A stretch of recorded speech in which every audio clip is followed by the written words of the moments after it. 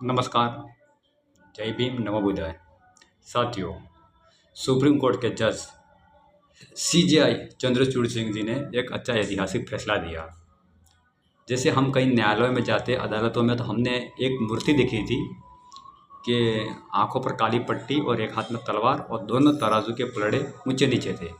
तो उन्होंने आंखों पर जो काली पट्टी थी वो उतरवा दी और जहां तलवार थी उसकी जगह भारत का संविधान पकड़ाया और दो पलड़े थे वो बराबर किया। ये देखकर बहुत अच्छा लगता है। लेकिन उसके पीछे सीजेआई ने अपने कार्यकाल में क्या क्या काम किए, ये भी देखना बहुत अति आवश्यक है। जैसे कि 10 नवंबर 2024 को रिटायरमेंट होने वाले हैं, तो उनकी जगह पर जो जज लिया गया है उनके ब्राह्मण समाज के संजीव खन्ना को ही लिया गया और अगला मुख्य न्यायाधीश घोषित कर दिया। जैसे कि भारत में दलित रहता है, आदिवासी रहता है, पिछड़ा रहता है, मुस्लिम रहता है, सिख रहता है और क्षत्रिय समाज, उनका जज क्यों नहीं लिया गया? और भारत के सुप्रीम कोर्ट में 7 जज है, 6 जज ब्राह्मण हैं। क्या उनके लिए एक परीक्षा नहीं होनी चाहिए?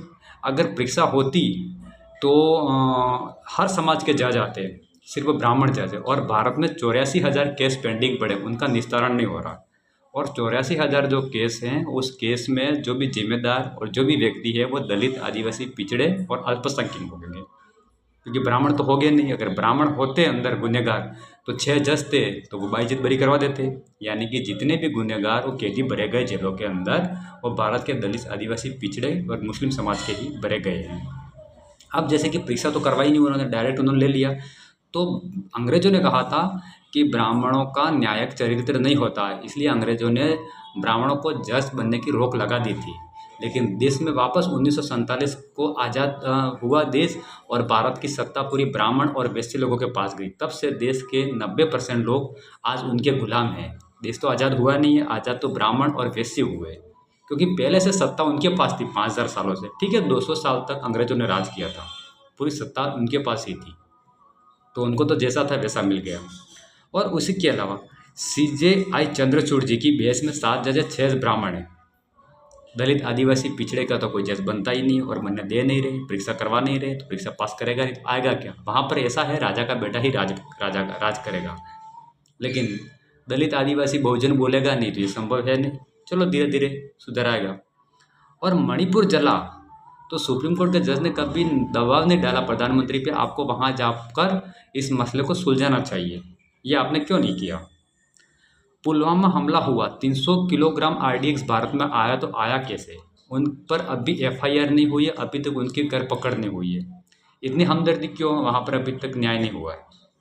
और एमएसपी को लेकर किसानों ने आंदोलन किया, तो मोदी सरकार ने आंसू गैस के गोले चलवाए और आगे बैरिकेडर लगा दिए और नुकीले दीवार कर दी।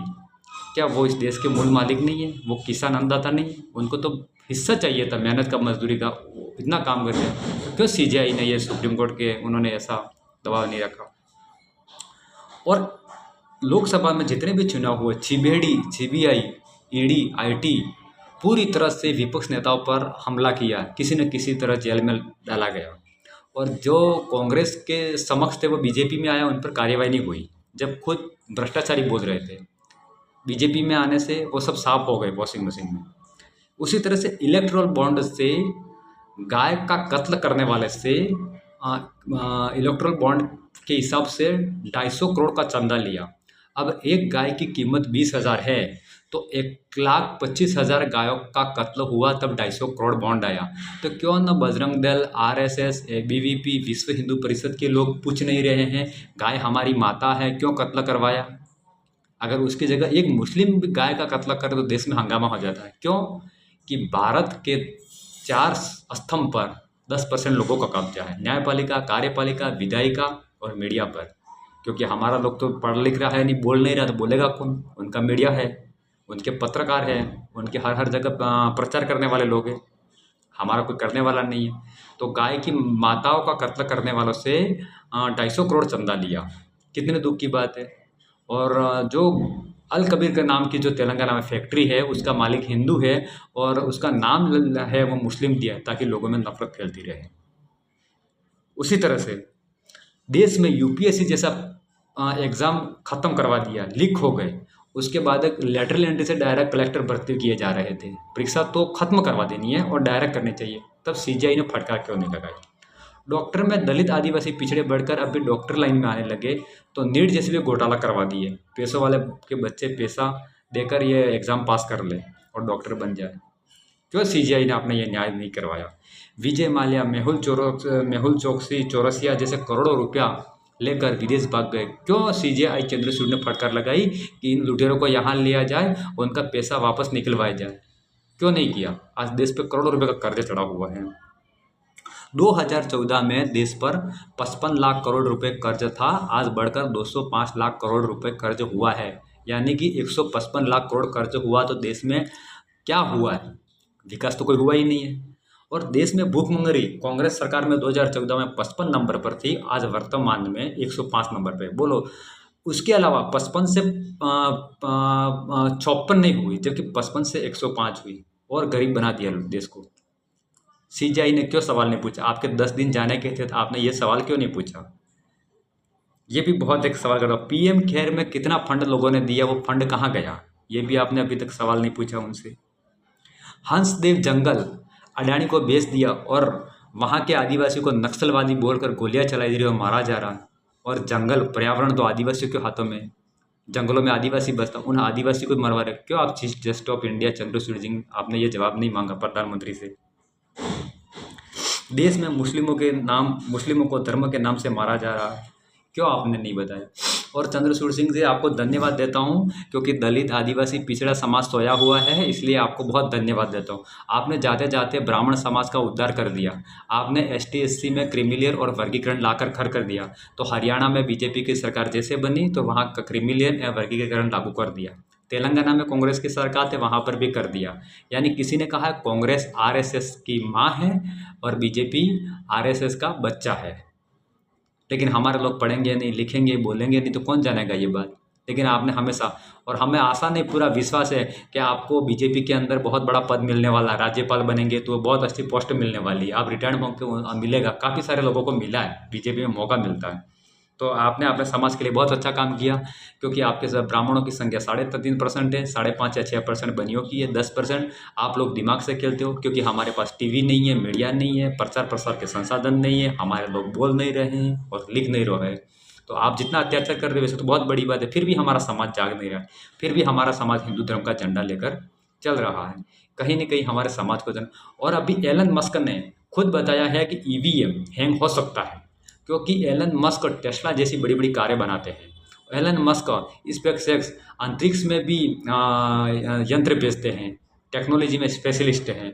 उसके अलावा ट्विटर के मालिक है, उन्होंने कहा है कि मैं टेक्नोलॉजिस्ट हूँ, कि ये किसी न किसी ईवीएम को हैंग किया जाए। आप ईवीएम पर इतना समर्थन क्यों दे रहे हो। चुनाव आयोग भी दे रहा है और आपने ईवीएम क्यों हैंग नहीं उसके बारे में डिसीजन लिया।